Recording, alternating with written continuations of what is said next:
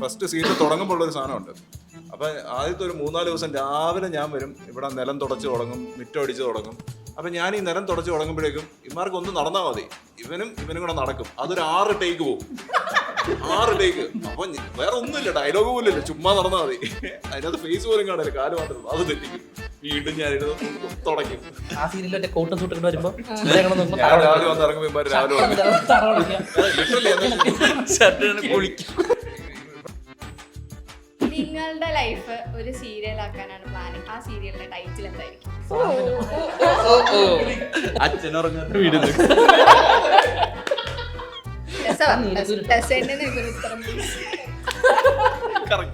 ഞാൻ കുടുംബ വിളക്ക്. എന്താ കുടുംബ വിളക്ക്? ഞാൻ നിലവിളക്ക്, കുടുംബത്തിന്റെ നിലവിളക്ക് ഞാനാണ്. വെറുതെ ഒരു ഭാര്യയാണ്. നീ കറുത്ത മുത്ത് പറഞ്ഞോടാ. മതി, ഇല്ല ഞാൻ പറയൂ, പറയിപ്പിക്കരുത്. Okay please. അവര് പ്രായണ്ട്.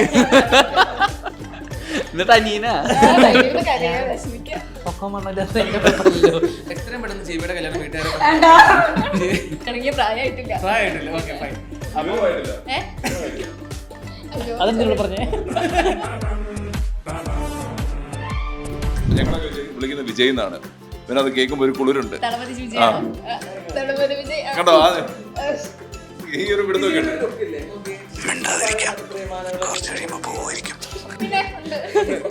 എടാ സെറ്റ് സീരിയലിൽ ഞാൻ ഇന്റർവ്യൂ കയറലാണ്. ഈ ഒരു പിടുത്തമുണ്ട്. സ്വന്തമായിട്ട് ടച്ചപ്പ് ചെയ്യണോ? ഞാനാ അല്ല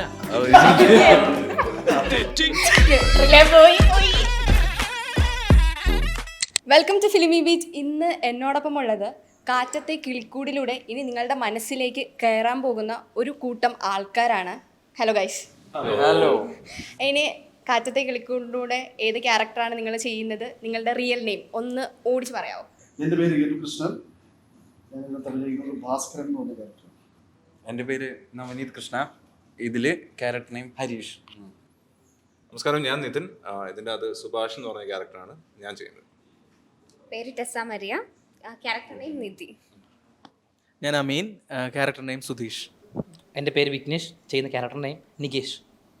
നിങ്ങളുടെ പ്രൊമോ വന്നപ്പോൾ തന്നെ ഒരു ഡിഫറെൻ്റ് ആയിരുന്നു. ഇപ്പം കാണുന്ന സീരിയലിൽ നിന്ന് കുറച്ച് ഡിഫറെൻ്റ് ആയിട്ട് ഒരു ഫണ്ണി ആയിട്ടുള്ള ഒരിതാണ്. ഫാമിലി ഓഡിയൻസ് മാത്രമല്ല, ഒരു യങ് ഓഡിയൻസും കൂടെ കാണാൻ കഴിയുന്നുള്ള രീതിയിൽ. അപ്പോൾ സീരിയലിനെ പറ്റി ഒന്ന് പറയാം.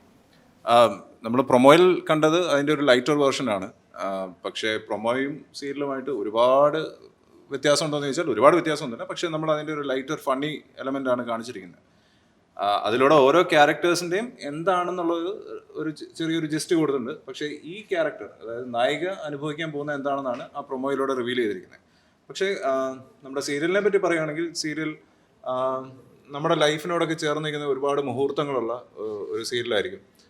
ഈ പറഞ്ഞ പോലെ നമ്മൾ മിക്കപ്പോഴും സീരിയലിനെ കാണുമ്പം ഒരുപാട് അമ്മായിമ്മ പോര് അല്ലെങ്കിൽ എന്താ കരച്ചിൽ, അതിൽ നിന്നൊക്കെ വ്യത്യസ്തമായിട്ട് നമ്മളിപ്പം ചെയ്യുന്ന എല്ലാം ആക്ടിവിറ്റി ഓറിയൻറ്റഡ് ആയിട്ടുള്ള ആക്ടിങ് ആണ്. കാരണം നോർമലി നമ്മൾ എവിടെയെങ്കിലും ഇരുന്ന് സംസാരിക്കുന്നു അല്ലെങ്കിൽ ഡയലോഗ് പറഞ്ഞ് തീർന്നു പോകുന്നു, അങ്ങനെയാണ്.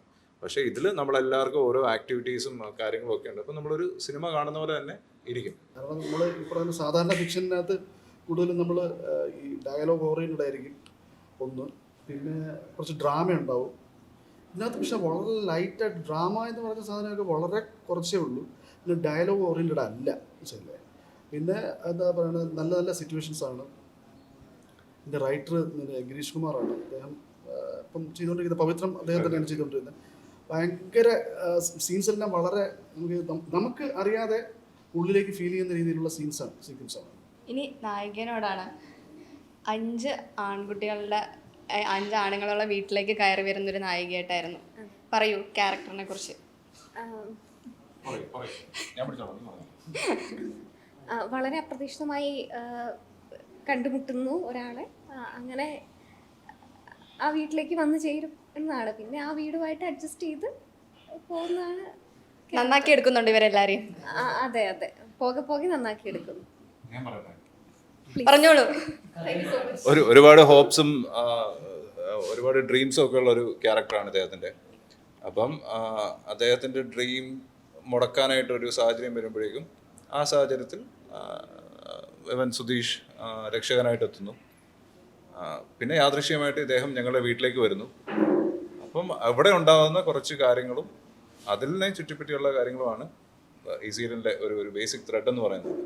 അത് അവൾ മനോഹരമായിട്ട് ചെയ്യുന്നുണ്ട്. അപ്പോൾ എങ്ങനെയുണ്ടാ നിങ്ങളുടെ കപ്പിൾ കോംബോ? കപ്പിൾ കോംബോ നല്ല രസമായിരുന്നു.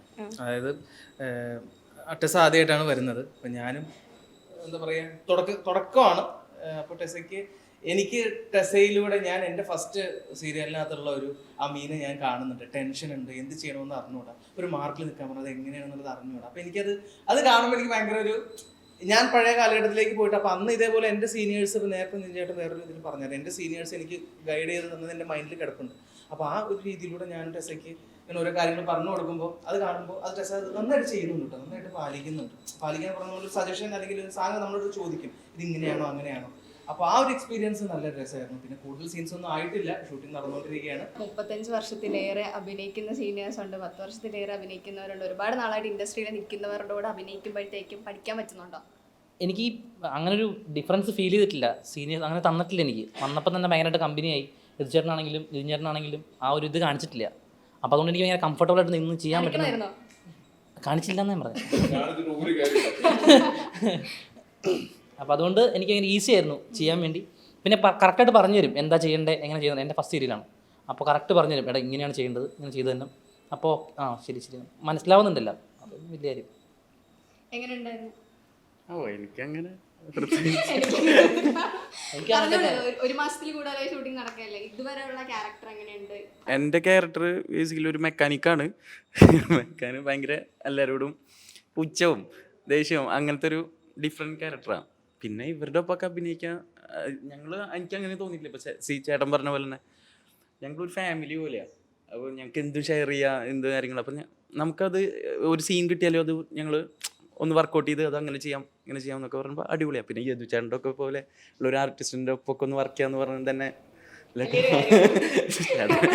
ചേട്ടൻ ഞങ്ങളെല്ലാം സപ്പോർട്ടീവ് ഇങ്ങനെ. അപ്പോൾ ഞങ്ങൾ സീനിൽ നിൽക്കുകയാണെങ്കിൽ ഇങ്ങനെ വന്നിട്ട് സപ്പോർട്ട്, എടാ അങ്ങനെ ചെയ്യാം. നമുക്ക് ഗൈഡ് ചെയ്യാനായാലും അതിപ്പോൾ നമ്മൾ പരസ്പരം അങ്ങോട്ടും ഇങ്ങോട്ടും സെറ്റാണ്. നോർമലി ഇവിടെ വന്നു കഴിഞ്ഞാൽ ഒരു മെൻസ് ഹോസ്റ്റലിൽ എന്തായിരിക്കും അവസ്ഥ അതായിരിക്കും അവസ്ഥ. അതിൻ്റെ അത് എതിർച്ചേട്ടന് ഈ ഇരിപ്പ് മാത്രമേ ഉള്ളൂ. എതിർച്ചേട്ടനും അതിൻ്റെ അത് ഇൻക്ലൂഡഡ് ആണ്, അല്ലെ ഇൻവോൾവ് ആണ്.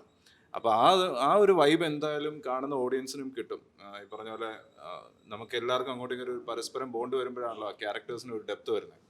അപ്പം എനിക്ക് തീർച്ചയായിട്ടും ഇവർ അനിയന്മാരെ പോലെ തന്നെയാണ്, അച്ഛനെ പോലെ തന്നെയാണ്. അപ്പോൾ അതിൻ്റെ ഒരു സുഖം വേറെയാണ്. അപ്പോൾ അത് എന്തായാലും കാണുന്ന ഓഡിയൻസിന് അത് തീർച്ചയായിട്ടും കണക്ട് ആവുമെന്ന് പിന്നെ വിശ്വസിക്കുന്നു. നിങ്ങളുടെ ബോണ്ടിന്റെ കാര്യം പറഞ്ഞു. അപ്പോൾ ക്യാരക്ടേഴ്സിൽ, സീരിയലിലെ ക്യാരക്ടറിൽ ഏറ്റവും കുസൃതി കാണിക്കുന്ന ആരായിരിക്കും? ഏറ്റവും ഇളയ ആളെ ഞാനാണ്. അപ്പം അതുകൊണ്ട് കുസൃതിയാണ്. ഏറ്റവും മൂത്തേട്ടൻ്റെ പെറ്റായിട്ടുള്ള ആളാണ്. ഞങ്ങൾ തമ്മിലാണ് ഏറ്റവും കൂടുതൽ കണക്ഷൻസ്. ചേട്ടൻ ഒന്നും ഉറങ്ങില്ല, അങ്ങനത്തെ ഒരു ബോണ്ടുള്ളതാണ്.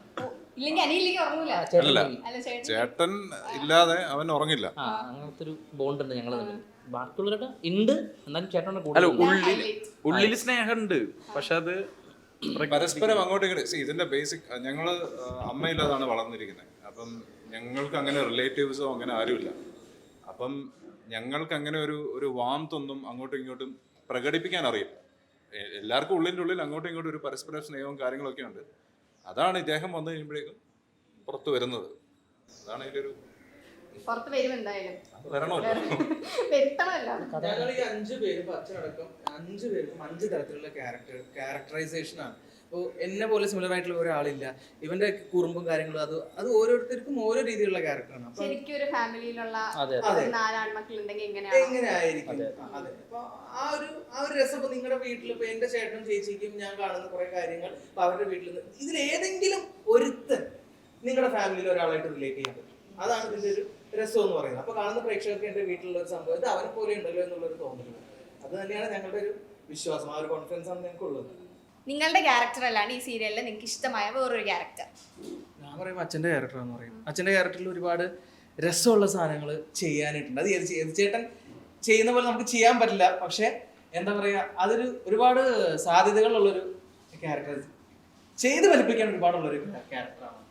തീർച്ചയായിട്ടും. കാരണം എതിച്ചേട്ടൻ അധികം അങ്ങനെ ഡയലോഗ്സ് ഒന്നും പറയാറില്ല. പറയുന്ന ഡയലോഗ്സ് ഒക്കെ തഗ്സ് മാത്രമേ ഉള്ളൂ. ഇങ്ങനെ എന്താ ആദ്യത്തെ ഭാര്യ എന്നുള്ള ഒരു 3 പേരും രണ്ടാമത്തെ ഭാര്യയിൽ ഒരാൾ, ശരിയല്ലേ?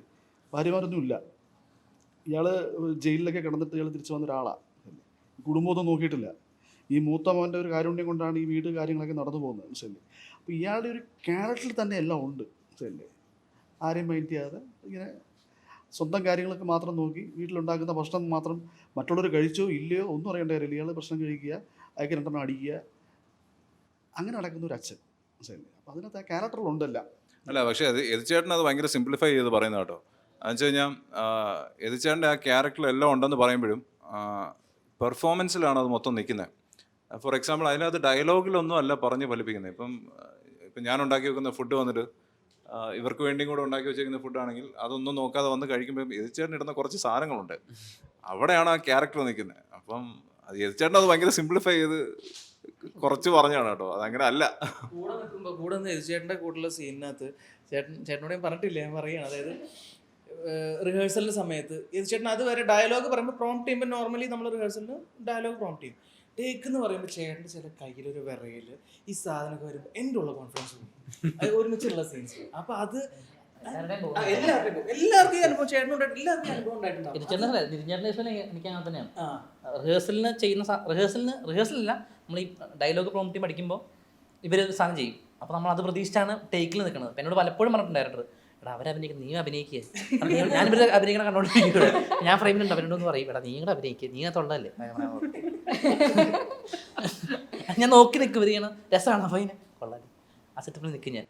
അതൊക്കെ നമ്മുടെ ഉള്ളിലെ ആർട്ടിസ്റ്റിനെ വളർത്താൻ വേണ്ടി ഒരുപാട് സഹായിക്കുകയും ചെയ്യും. ഇനിയൊരു ഫൺ കാര്യം എക്സ്പ്രസ് ചെയ്യണ്ട. നിങ്ങളുടെ ലൈഫ് ഒരു സീരിയലാക്കാനാണ് പ്ലാനെങ്കിൽ ആ സീരിയലിന്റെ ടൈറ്റിൽ എന്തായിരിക്കും? എൻ്റെ പൊന്നി, ഇട്ടോ ഇട്ടോ എന്റെ പൊന്നെ പറഞ്ഞ ആള് തന്നെ പറഞ്ഞോ. ഇവന്റെ ഞാൻ പറഞ്ഞുതരാം, ഗും. സ്വാതന്ത്ര്യം.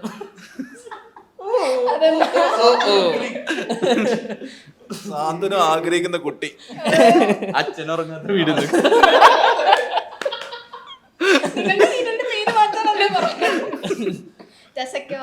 ജസ പാവം മിണ്ടാണ്ടിരിക്കുന്നു, നിങ്ങളുടെ ഇടയില് പാവം പുലിമേടയിൽ പെട്ടണക്ക് പാവമായിട്ടിരിക്കുന്നു. ഇവിടെ എല്ലാം ഒരു വഴിക്ക് അവിടോട്ടോ ഇവിടോട്ടോ പോകുന്നത് നമുക്ക് കൃത്യമായിട്ട് അറിയാം. ഇനി എങ്ങാനും തുറന്നു കഴിഞ്ഞാൽ അങ്ങനെ കണ്ടിന്യൂ എനിക്ക് വേറൊരു കാര്യം ഇവർക്ക് ഞാൻ പറഞ്ഞിട്ടില്ല. അതായത് ഞാൻ നേരത്തെ ഏഷ്യാനെറ്റിൽ ചെയ്ത സീരിയലിൻ്റെ പേര് ചന്ദ്രികയിൽ അലിയുന്നു ചന്ദ്രകാന്ത് എന്നായിരുന്നു. എൻ്റെ അമ്മയുടെ പേര് ചന്ദ്രിക എന്നാണ്, എൻ്റെ വീട്ടിൻ്റെ പേര് ചന്ദ്രകാന്ത് എന്നാണ്. അത് ഭയങ്കരമായിട്ട് എനിക്കൊരു ഇതായിട്ട് ഫീൽ ചെയ്ത കേട്ടോ. ഇപ്പോൾ ഇതിനകത്ത് ഞാൻ അഭിനയിക്കുന്ന കഥാപാത്രം എൻ്റെ അച്ഛൻ്റെ പേരാണ് ഭാസ്കരൻ. അച്ഛൻ്റെ ഫാമിലി എന്ന് പറയുന്നത് 4 ആൺപിള്ളേരും ഒരു പെണ്ണുമാണ്. ഇതിനകത്ത് 4 ആൺപിള്ളേരും ഒരാളെ വന്നു. ഭയങ്കരമായിട്ടൊരു ഇതെനിക്ക് ഫീൽ ചെയ്തു കേട്ടോ. നല്ലൊരു കോയിൻസിഡൻസ്. ഞാൻ ക്വസ്റ്റ്യൻ മറന്നിട്ടില്ല, മറക്കാന്ന് വിചാരിക്കണ്ട. പറഞ്ഞോ ഉത്തരം എന്താ പറഞ്ഞേ?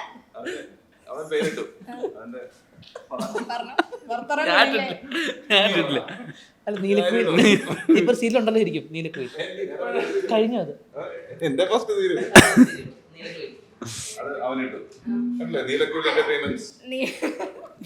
ഞാൻ കുടുംബവിളക്ക്. എന്താ കുടുംബവിളക്ക്? വിളക്ക് ഞാൻ നിലവിളക്ക്. അതെന്തേ? കുടുംബത്തിന്റെ നിലവിളക്ക് ഞാനാണ്. വെറുതെ ഒരു ഭാര്യയാണ്. വെറുതെ ഒരു ഭാര്യ. നീ കറുത്ത മുത്ത് പറഞ്ഞോടാ. മുത്തെന്ന് പറഞ്ഞോ? കറുത്ത മുത്ത. ചേട്ടൻ വേറൊരു സീരിയലും ചെയ്തുകൊണ്ടിരിക്കുകയാണ്. അപ്പം മൾട്ടിപ്പിൾ എങ്ങനെ മാനേജ് ചെയ്യുന്നു? കാരണം സീരിയലിന്റെ ഷെഡ്യൂൾ എന്ന് പറയുന്നത് സിനിമ ഷെഡ്യൂളൊന്നും പോലെ അല്ലല്ലോ. നോർമലി നമ്മള് ഹീറോ ഹീറോയിൻ ഒന്നും വേറൊരു പ്രോജക്റ്റ് അറ്റ് എ ടൈം ചെയ്യാൻ നിൽക്കില്ല. കാരണം മറ്റേതിൻ്റെ ലുക്കും മറ്റേതിൻ്റെ ഒരു ഫീലും ഒക്കെ അങ്ങ് പോകും. പക്ഷേ എനിക്ക് ഇത് ഭയങ്കര ചാലഞ്ചിങ് ആയിട്ടാണ് തോന്നിയത്. കാരണം ഞാൻ ഇത്രയും നാളും ചെയ്തിരിക്കുന്നതെല്ലാം ഭയങ്കര റിച്ച് സെറ്റപ്പ്, കാറിലൊക്കെ വന്നിറങ്ങുന്നു, മറ്റേ 2 നായികമാർ, അങ്ങനെയൊക്കെയാണ്. ഇന്ന് വരെ ഞാൻ മുണ്ടൊന്നും കൊടുത്ത് അങ്ങനെ വീട്ടിലെ പണിയൊന്നും ചെയ്തിട്ടൊന്നും ഒരു ക്യാരക്ടർ ചെയ്തില്ല. അപ്പോൾ ഇതിൻ്റെ അത് ഔട്ട് ആൻഡ് ഔട്ട് വീട്ടിലെ പണിയൊക്കെ എടുക്കുന്നു, ഇവരുടെ കാര്യങ്ങളെല്ലാം നോക്കുന്നു. അപ്പം അറ്റ് എ ടൈം അപ്പുറത്ത് റൊമാൻസും ഉണ്ട്, അതേസമയം ഇപ്പുറത്ത് നല്ല അഭിനയിക്കാൻ ചാൻസ് ഉള്ള ഒരു സാധനങ്ങളും ഉണ്ട്. അപ്പോൾ അതുകൊണ്ടാണ് ഇവരാണ് റൊമാൻറ്റിക് കപ്പിൾസ്. അതിന്റെ ഇടയിലുള്ള ചുരുക്കി performance പറഞ്ഞാൽ ആണ്. ഇതിലത്തെ ക്യാരക്ടർ അടിമക്കുണ്ട്. ഞങ്ങൾ എപ്പോഴും പറഞ്ഞിരിക്കും ആ സീരിയലിൽ മറ്റേ കോട്ടും സൂട്ടൊക്കെ വരുമ്പോൾ ഞാൻ രാവിലെ വന്ന് ഇറങ്ങുമ്പോൾ ഇവന്മാർ രാവിലെ വന്ന് ഷർട്ട് കുളിക്കും. ഇവിടെ കണ്ടിട്ടില്ല. ഈ ഫസ്റ്റ് ദിവസത്തെ ഫസ്റ്റ് സീൻ തുടങ്ങുമ്പോൾ ഉള്ളൊരു സാധനമുണ്ട്. അപ്പം ആദ്യത്തെ ഒരു 3-4 ദിവസം രാവിലെ ഞാൻ വരും, ഇവിടെ നിലം തുടച്ച് തുടങ്ങും, മിറ്റം അടിച്ച് തുടങ്ങും. അപ്പം ഞാൻ ഈ നിലം തുടച്ച് തുടങ്ങുമ്പോഴേക്കും ഇമാർക്ക് ഒന്ന് നടന്നാൽ മതി, ഇവനും കൂടെ നടക്കും. അതൊരു 6 ടേക്ക് പോകും. 6 ടേക്ക്. അപ്പം വേറെ ഒന്നുമില്ല, ഡയലോഗ് പോലും ഇല്ല, ചുമ്മാ നടന്നാൽ മതി. അതിനകത്ത് ഫേസ് പോലും കാണില്ല, കാല് മാത്രമേ ഉള്ളൂ. അത് തെറ്റിക്കും. വീണ്ടും ഞാൻ തുടയ്ക്കും. ബാലമണിയാക്കിയോ നിങ്ങൾ? ഞാനാണ് ഇവിടുത്തെ ബാലമണി. അപ്പൊ പേരിട്ടോ ബാലമണി? ഇവന്മാര് വിളിക്കുന്ന വേറൊന്നാണ്, അതിപ്പം പറയുന്നില്ല.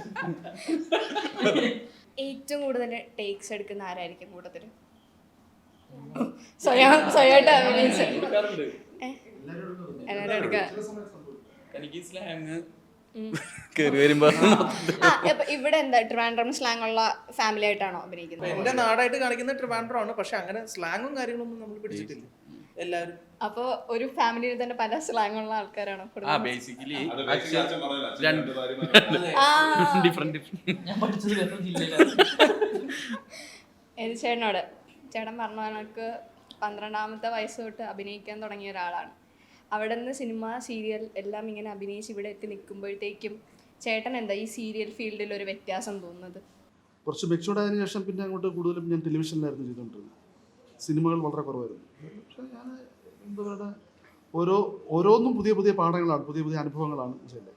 അപ്പോൾ എനിക്ക് ഇപ്പം ഞാൻ ചെയ്തുകൊണ്ടിരിക്കുന്ന ക്യാരക്ടർ എന്ന് പറയുന്നതിനും ഇതിന് തൊട്ട് മുമ്പ് ചെയ്തൊരു ക്യാരക്ടർ എന്ന് പറയുന്നത് ഭയങ്കര മാടമ്പിയായിട്ടുള്ളൊരു ക്യാരക്ടറായിരുന്നു. മാടമ്പിയായിട്ടുള്ള അതും ഈ പറഞ്ഞ ഒരു ഏട്ടൻ, പിന്നെ 3 അനിയന്മാരുള്ളൊരു ഏട്ടൻ. അത് ഭയങ്കര മാടമ്പിത്തരമുള്ള, വീട്ടിൽ അനിയന്മാരുടെ ഭാര്യമാരെയൊക്കെ ഭരിക്കുന്ന ഒരു ക്യാരക്ടറായിരുന്നു. ഇത് അതിന് ജസ്റ്റ് ഓപ്പോസിറ്റാണ്. അങ്ങനെ ഒരാളെ അല്ല, മാടമ്പിത്തരമില്ല, ഒന്നുമില്ല. ഇയാൾ ദരിദ്രരാണ്. മറ്റുള്ളവർക്ക് കുത്തുവാക്ക് പറയാൻ ഇയാൾ ആരെയും മൈൻഡ് ചെയ്യുന്നില്ല. മറ്റുള്ളവർ ഇയാളുടെ തെറ്റ് തന്നെയാണെങ്കിലും ഇയാൾ അതൊന്നും മൈൻഡ് ചെയ്യാതെ ഇങ്ങനെ നടക്കുന്ന ഒരു ക്യാരക്ടർ. മക്കളെ ഒന്നും ശ്രദ്ധിക്കാതെ, എന്നാൽ മക്കളെ എങ്ങനെ വളർന്നു വന്നോ അല്ലെങ്കിൽ അവർക്ക് എന്തെങ്കിലും ജോലി കിട്ടിയെന്നോ ഒന്നും അറിയാതെ നടക്കുന്ന ഒരാളാണ്. എന്നാൽ ഇയാളുടെ ഉള്ളിൽ എവിടെയൊക്കെയോ നന്മയുണ്ട്. അത് സീരിയലിനെ അങ്ങോട്ടുള്ള തുടർന്നുള്ള എപ്പിസോഡ് കാണുമ്പോൾ നമുക്ക് അറിയാൻ പറ്റുള്ളൂ. പിന്നെ ഒരു കാര്യം, ചേട്ടൻ്റെ ഒരു ഫോട്ടോ ഷെയർ ചെയ്ത് കണ്ടിരുന്നു. 26 വർഷങ്ങൾക്ക് ശേഷം ഹരികൃഷ്ണൻസ് ടീമിന്റെ ബാക്കിലുള്ള ഗുപ്തന്റെ ഫ്രണ്ട്സ് എന്ന് പറഞ്ഞിട്ട്. അപ്പൊ അതിനെ പറ്റി ഒന്ന് പറയാം. ഞങ്ങൾ എല്ലാ വർഷവും അമ്മ ജനറൽ ബോഡിക്ക് വരുന്ന സമയത്ത് ഞങ്ങളെല്ലാവരും കാണാറുള്ളതാണ്. അന്ന് ഞങ്ങളെല്ലാവരും ഒരുമിച്ച് ആ സമയത്ത് കണ്ടപ്പോഴത്തേക്ക് നമുക്ക് ഒരു ഫോട്ടോ എടുത്തിട്ട് നമുക്ക് തോന്നി. അങ്ങനെ കപ്പിൾസിനോടാണ് എൻ്റെ ചോദ്യം. 1.5 മാസത്തെ ഇതിൽ എങ്ങനെ തോന്നുന്നു രണ്ടുപേരും തമ്മിലൊരു റാപ്പോർട്ട്? കോമ്പിനേഷൻ സീൻ നോക്കുകയാണെങ്കിൽ ഞങ്ങൾക്ക് രണ്ടുപേർക്കാണ് ഏറ്റവും കൂടുതൽ വന്നിട്ടുള്ളത്. ചേട്ടൻ സപ്പോർട്ടീവാണ്, ഭയങ്കര വെരി സപ്പോർട്ടീവ്. കാരണം ഞാൻ ഈ പറഞ്ഞ പോലെ ഒന്നും അറിയില്ലാതെ വന്നതാണ്. എങ്ങനെ നിൽക്കണം, ക്യാമറ എങ്ങോട്ട് ഫേസ് ചെയ്യണം, അങ്ങനെ ഒന്നും അറിയില്ലായിരുന്നു. ഡയറക്ടർ ഒരുപാട് ഹെൽപ്പ് ചെയ്തിട്ടുണ്ട്, ശരത്തേട്ടൻ. പിന്നെ അമീൻ ഒരുപാട് ഹെൽപ്പ് ചെയ്തിട്ടുണ്ട്. വന്ന് സ്ക്രിപ്റ്റ് വായിച്ച് തന്ന്, അമീൻ എങ്ങനെയാണോ അവിടെ പെർഫോം ചെയ്യുന്നത് അതുപോലെ എനിക്ക് കാണിച്ചു തന്ന് എന്നെ കൊണ്ട് ട്രൈ ചെയ്യിപ്പിക്കും. രാവിലെ വന്നിരുന്ന് പാട്ടേസാ നമുക്ക് വായിക്കാം എന്ന് പറഞ്ഞ് എന്നെ ഇരുത്തി അങ്ങനെ ചെയ്യിപ്പിക്കും.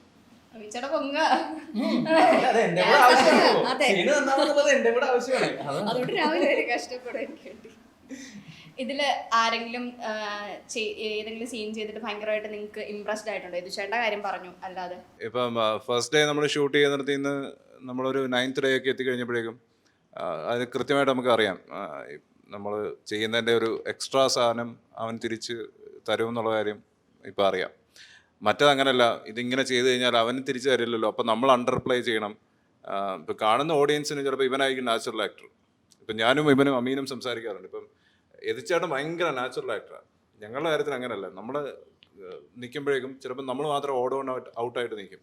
കാരണം ഇവർ രണ്ടുപേരും ചെയ്യുമ്പോഴേക്കും ഭയങ്കര അണ്ടർ പ്ലേ ചെയ്യുന്ന പോലെ തോന്നും. കാരണം അവർ ലൈക്ക് അങ്ങനെ മതി എന്നുള്ളൊരു ഇതാണ് നിൽക്കും. നമ്മൾ ചെയ്യുമ്പോൾ ഭയങ്കര ഓവറായിട്ടും തോന്നും. അപ്പോൾ അതൊരു വലിയ പ്രശ്നമാണ്. കാരണം ഇവർ രണ്ടുപേരുടെ ഒരു കോമ്പിനേഷൻ വരുമ്പോഴേക്കും ഇവിടെ ഭയങ്കര അണ്ടർ പ്ലേ ചെയ്യുന്ന പോലെ തോന്നും. ഇവൻ കൈയും കാലും ഒക്കെ ഭയങ്കരമായിട്ട് അനക്കി ചെയ്യുന്ന പോലെ തോന്നും. അപ്പം ഞാനും അവനും ചെയ്യുമ്പോഴും ഞാൻ ഭയങ്കര കൈയും കാലും ഒക്കെ അനക്കി ചെയ്യുമ്പോൾ ഇവൻ ഭയങ്കര സ്റ്റിഫായിട്ട് നിന്ന് കഴിഞ്ഞാലും അവൻ ഓക്കെ ആണെന്ന് കാണുന്ന ഓഡിയൻസ് തോന്നുന്നു. അപ്പം നമ്മൾ ചിലപ്പം അണ്ടർ പ്ലേ ചെയ്യേണ്ടി വരും. പക്ഷെ അത് അവൻ പോകെ ഈ പറഞ്ഞ പോലെ വന്ന് കെട്ടിപ്പിടിച്ചിട്ടൊക്കെ ചെയ്യുന്ന സീൻസ് ആണെങ്കിലും അല്ലെങ്കിൽ ഈ പറഞ്ഞ കൈ വെച്ച് സംസാരിക്കുക, ആ ഒരു ഫ്രീഡം അവനെടുത്ത് തുടങ്ങി കഴിഞ്ഞപ്പോഴേക്കും ആക്ടറായി. അത് ഇവർ തരുന്ന സപ്പോർട്ടിന്റെ ഭാഗമാണ്. പരസ്പരം പൊക്കി പൊക്കി എടാ ഞാൻ ഇത്ര നിന്നെ പറ്റി പറഞ്ഞു, ഇവൾ അവനെ പറ്റി പറഞ്ഞു, അതിന് നീ തിരിച്ച് എന്നെ പറ്റി പറയാൻ വേണ്ടിയാണ് പറഞ്ഞത്. മാട്രിക്ക് പോയി ഞാൻ കുറച്ച് അവനെ കുറിച്ച് പറഞ്ഞോട്ടെ. ഇവിടെ കഴിഞ്ഞ ദിവസം എടുത്ത ഒരു സീനിനകത്ത് ഇത് നസലായിട്ടുണ്ടായിരുന്നു സീൻ.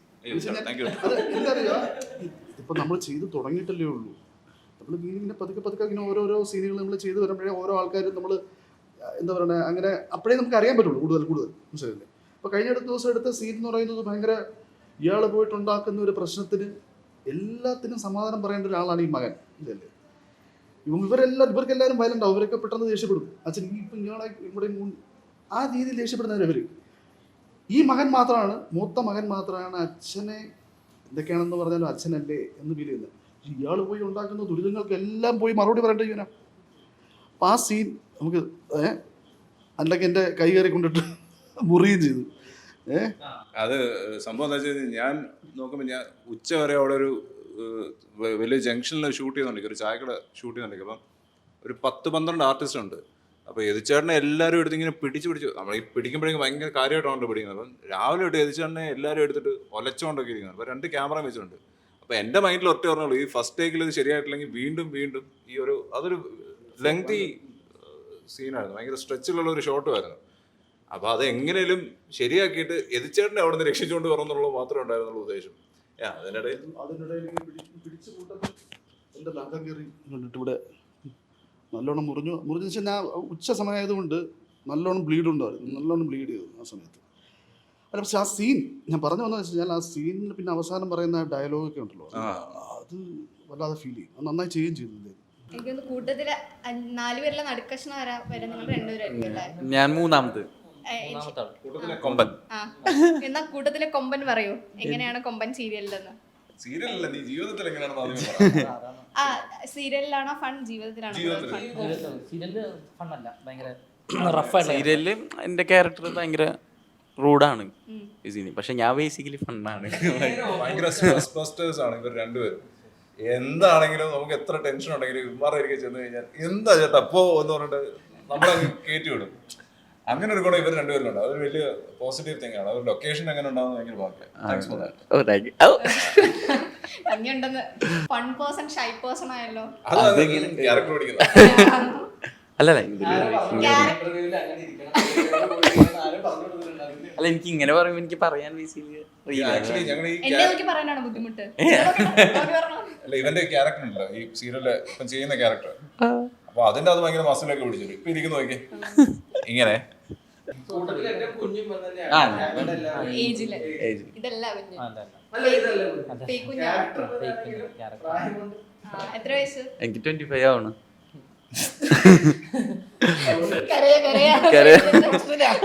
ഒരു പ്രായണ്ട്.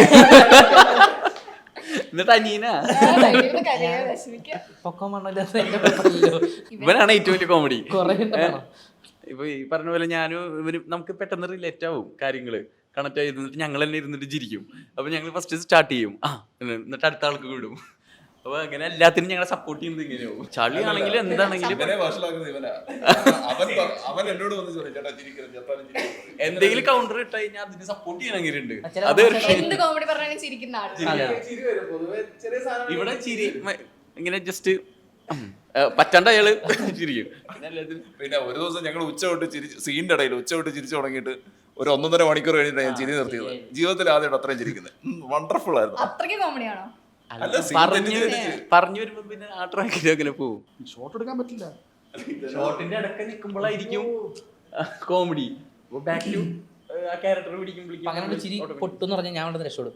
കാരണം ഞാൻ അവിടെ ഉണ്ടെങ്കിൽ എല്ലാം ചിരിച്ചോണ്ടിരിക്കും. ഇങ്ങനെ ചിരിച്ചോണ്ടിരിക്കും. ഞാൻ നിർത്താൻ പറ്റില്ല. അത് പകുതി ഞങ്ങൾ ചിരിക്കുന്നത് എന്താണെന്ന് പുള്ളിക്ക് അറിയില്ല. ആലോചിച്ച് വരുമ്പോഴത്തേക്കും ഞങ്ങൾ അടുത്ത തമാശ പറയും. കൂട്ടത്തില് ഈ വർഷം കല്യാണം കഴിഞ്ഞ ഒരാളുണ്ട്. പറയൂ, കല്യാണ വിശേഷങ്ങൾ പറയൂ. കല്യാണ വിശേഷം ഹാപ്പിയാണ്, നല്ല രീതിയിൽ സന്തോഷത്തോടുകൂടി പൊക്കോണ്ടിരിക്കുന്നു. കല്യാണം കഴിഞ്ഞ ഹണിമൂൺ ഒന്നും പോകാൻ പറ്റിയില്ല. ആ ഒരു വിഷമം മാത്രമേ ഉള്ളൂ. ഇവിടെ ഇതിനകത്ത് ബിസി ആയിപ്പോയി. അത് സന്തോഷം, വേറൊരു സന്തോഷം. അത് വേറെ സന്തോഷം. അതെ. പിന്നെ ഇവിടുത്തെ ബ്രേക്ക് ഒക്കെ എടുത്ത് ഞങ്ങൾ ഒരു 1.5 ട്രിപ്പ് പോകുന്നുണ്ട്. അല്ല ഞാനുണ്ട് കൂടെ. ഇവരുടെ കൂടെയാണ് പോണേ. അവരൊന്നും കൊണ്ടുപോകുന്നില്ല, പ്രത്യേകിച്ച് അല്ല നിങ്ങളുടെ അറേഞ്ച് അറേഞ്ച് മാരേജ് എന്ന് പറഞ്ഞപ്പോഴത്തേക്കും ഓൺലൈൻ എല്ലാവരും ഇവരുടെ അറേഞ്ച് ഒന്നും അല്ല അല്ല അല്ല എന്നായിരുന്നു.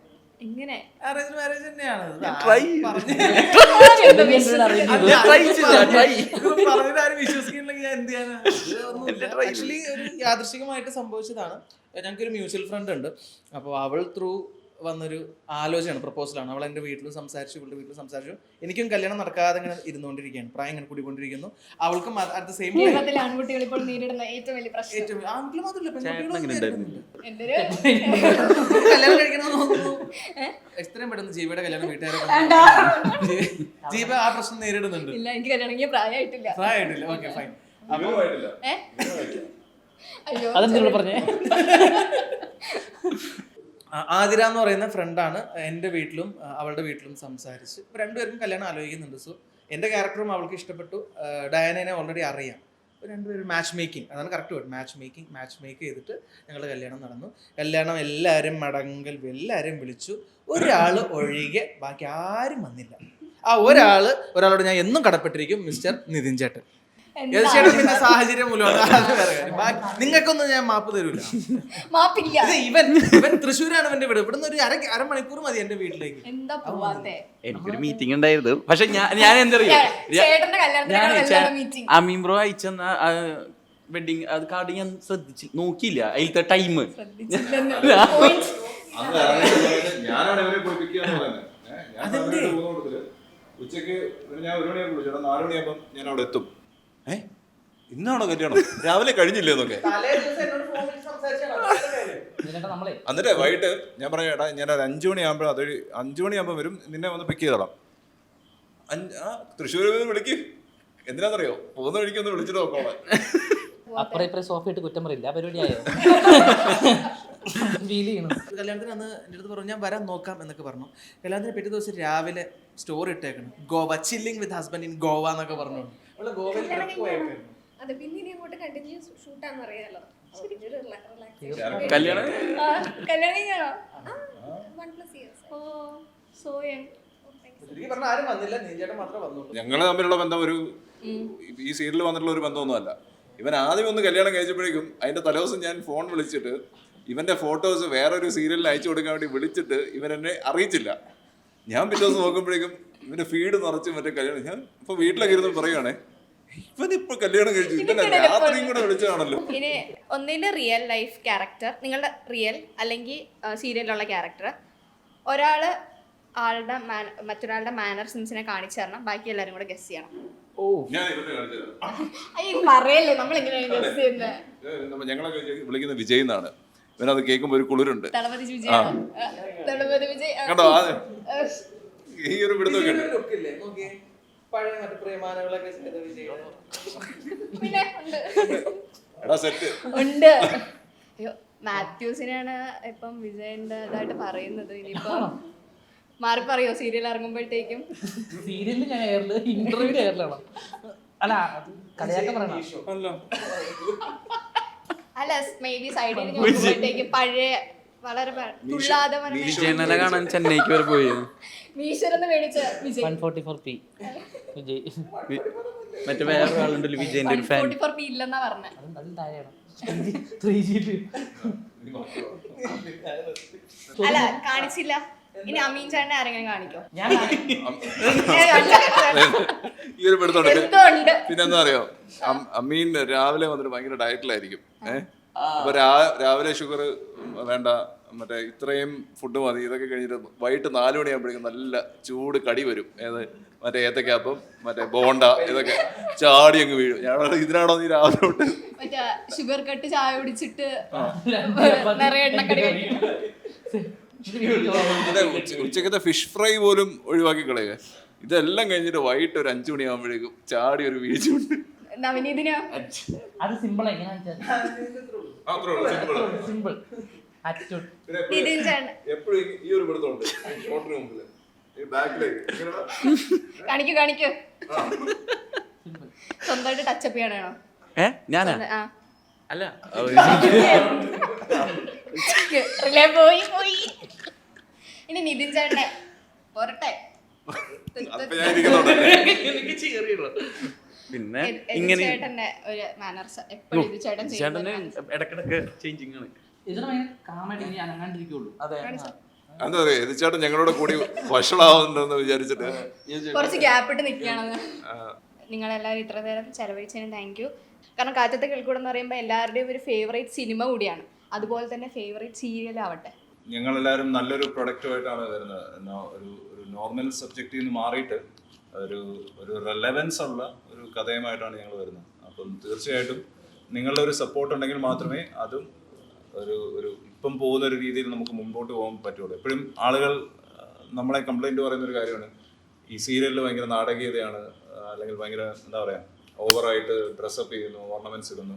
അതൊന്നും ഇല്ലാതെ ഭയങ്കര നാച്ചുറലായിട്ട് സാധാരണ വീട്ടിൽ എങ്ങനെയാണോ പെരുമാറുന്നത് ആ രീതിയിലാണ് നമ്മളിത് ഷൂട്ട് ചെയ്തിരിക്കുന്നത്. എല്ലാവരും അവരവരുടെ ക്യാരക്ടേഴ്സും ആ രീതിയിലാണ് പിടിച്ചിരിക്കുന്നത്. അപ്പോൾ അത് തീർച്ചയായിട്ടും നിങ്ങളെ കണ്ട് വിലയിരുത്തിയാൽ മാത്രമേ ഞങ്ങൾക്ക് ഒരു പ്രചോദനമാവുകയുള്ളൂ.